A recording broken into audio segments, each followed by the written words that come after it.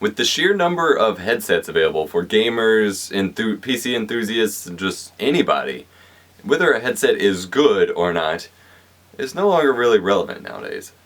So, for the SteelSeries Siberia V3, we're instead going to be asking the question, does it suck? The SteelSeries Siberia line of headsets has long been a crowd favorite from SteelSeries' products. Now that they've come out with their V3, their new version of the Siberia line, I was interested to find out why. So when I found out that the main model of just plain SteelSeries Siberia V3 is a $100 analog non-surround headset, I couldn't help but ask the question, does it suck? First, let's take a look at build quality. The headset features, which is frankly my favorite feature so far, an elastic suspension band to counteract the weight of the headset. This makes it my favorite style of a headset so far, and I've actually challenged the SteelSeries team to create a headset with the capabilities and wireless functionality like their SteelSeries H wireless, with the form factor and comfort level of the suspension band in the SteelSeries Siberia V3. We'll see if it ever happens, but that would be the best headset I probably ever owned. Now, the way the suspension band works is it has metal wires that runs through and literally suspends the headset off of your head. And literally you barely feel any weight with your head. And that is extremely impressive because my previous favorites of comfort level for headsets, which are the SteelSeries H wireless and the Logitech G430, have all been just standard weighted bands that actually put the weight on your head. And so the only way that you could make them more comfortable is to have better pads on top of your head. But no matter what you do with this style of headset, the longer you wear it, the more you feel that weight on your skull right here, and it really starts to get uncomfortable, and it starts to give me headaches after a while. And it's not even anything I can necessarily blame on the headsets, simply because it's my skull being like, no, I don't like wearing this for that long. Maybe I'm just weird, but that just seems to be how it works for me. So this suspension system is a godsend. Not only that, but it has these soft faux leather plasticky cups for the ear cups. Now, they don't feel as premium as, say, the nice leather looking super thick and rugged ear cups on the H wireless do. However, that makes them a bit more comfortable in my experience, as they have a lot more give to them, and so when they squeeze around my head, they're just barely touching my face instead of having this just like leather jacket shoved up against my head, which, granted, that's still comfortable, but this is actually a bit more comfortable just because it adds to the light feeling of the headset. It feels so light as if nothing's on my head, which is pretty freaking fantastic. Now the headset also features a retractable microphone, just like the SteelSeries H wireless, and frankly I think this is a required feature on any gaming headset, or just any headset with a microphone at this point, as having to deal with a microphone flapping around in front of your face when you're not using it is the most annoying thing in the world. That actually makes me not want to use a headset, so having the ability to retract it is pretty nice. However, be it because the cord is not as thick as on the H wireless, or it's just a cheaper headset. Keep in mind the SteelSeries H wireless that I keep comparing it to is a $300 headset versus a $99 headset. But it feels like there's a lot less, it feels a lot harder to push the microphone into it, and I end up like bending it and stuff, and I just feel like it's not as clean a build for the retraction part. And so far this hasn't caused any breaking or issues with my microphone, but I could see some kid just kind of shoving it in there and ending up breaking their microphone, and that would not be cool. The headset also features a mute switch for the microphone on the back of the left ear. So overall, build quality on the SteelSeries Siberia V3 doesn't suck. I am a digital audio and surround audio junkie. While I would consider myself somewhat an audiophile to some degree, as audio quality is extremely important to me, I really prefer digital audio. And I know there's a huge argument with pretty much anything except maybe video about whether analog or digital is better for quality when you're when you are a quality whore, quote unquote, for specific subjects. But for me, I prefer digital audio. It's always cleaner, it's more easy to control, there's a lot more you can do with it. It's what I prefer.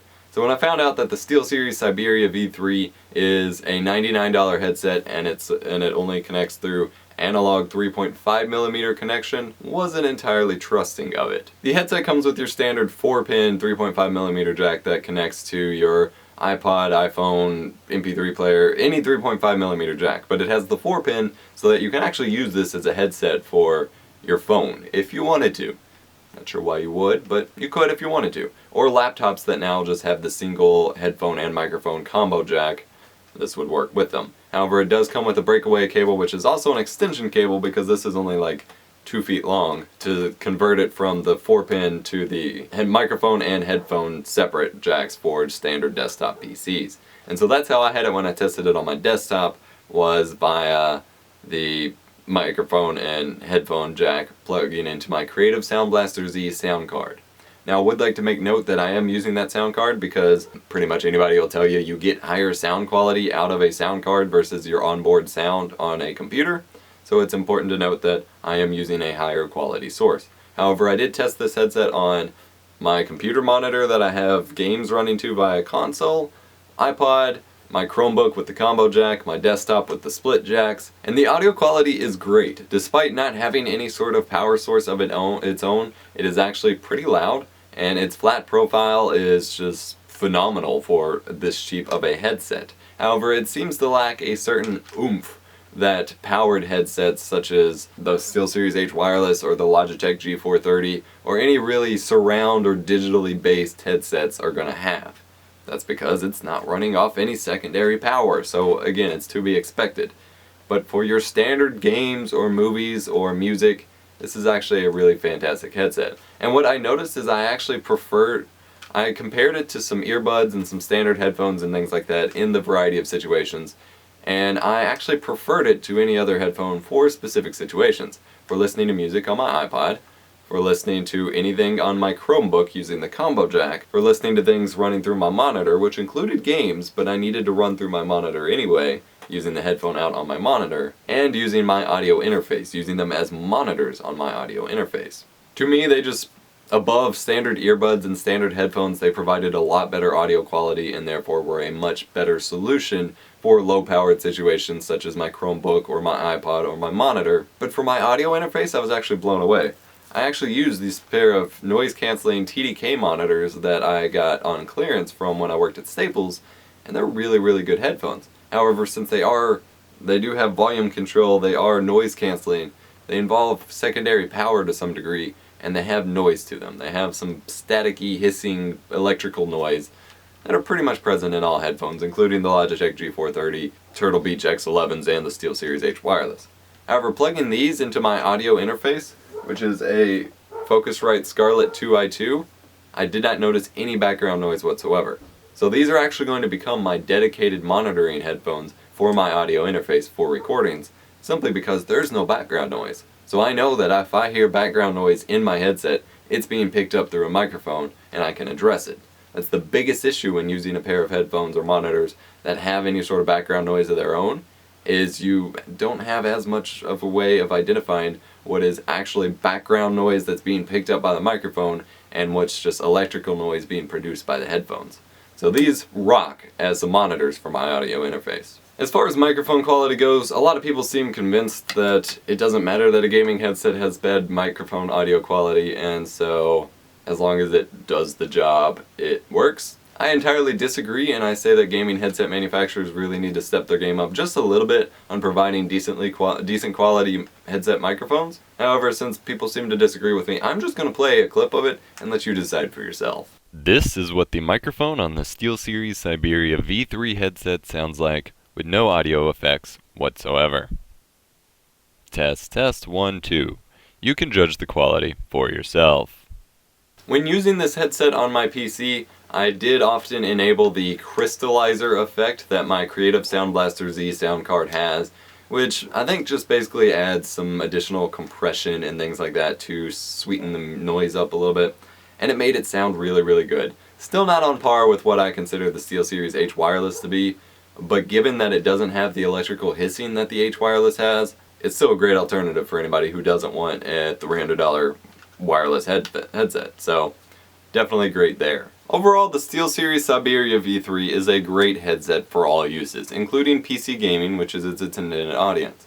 However, it's especially just impressive for low power situations such as iPod usage, phone usage, or small powered laptop usage, such as a Chromebook or just a netbook, low powered devices. However, what I found it to be a perfect solution for is listening to audio when I need to run it through my monitor, which is not something everybody's going to need to do. However, I run my capture card to my monitor so the sound comes out of it, and my monitor, for whatever reason, is way too loud. So volume 1 is still too loud if people are sleeping for me to have. So I plug these into it and they're perfect. Secondly, they're absolutely perfect for monitoring my audio interface because of their lack of electrical noise, which makes them just absolutely fabulous, and their comfort makes them easy to wear for long recording sessions without putting strain on my head. So I would highly recommend the SteelSeries Siberia V3 for a $100 range headset. If you have the money to buy a more premium one, I would certainly recommend it, but for this range, this headset is absolutely amazing. So to answer my question, no, the Siberia V3 does not suck. Thanks for watching Epos and Chew. Let's play together. If you enjoyed the video, consider clicking on the screen to contribute to our Patreon campaign. To watch another video, click on one of the video annotations on the screen above. Links are also provided to our website, Facebook, Instagram, and Twitter pages. See you next time.